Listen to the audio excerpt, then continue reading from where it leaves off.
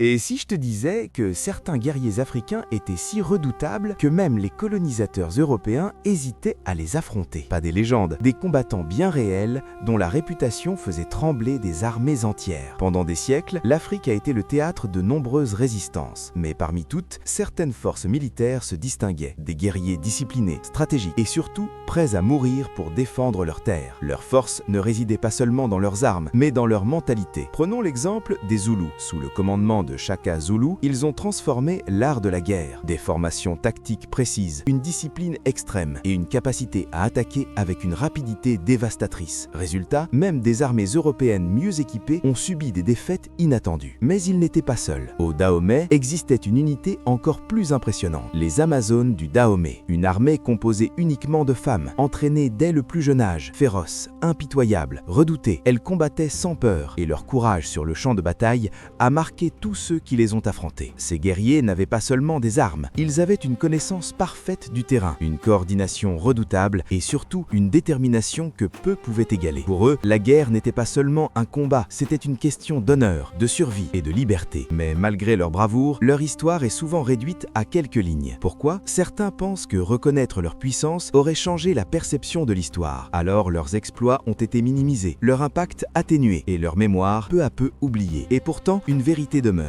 Ces guerriers ont résisté, ils ont combattu et ils ont marqué l'histoire. Même face à des empires puissants, ils n'ont jamais abandonné. Si tu veux découvrir les histoires que l'on ne t'a jamais racontées, abonne-toi maintenant à Les Dossiers de l'Ombre, parce que certaines vérités méritent d'être connues.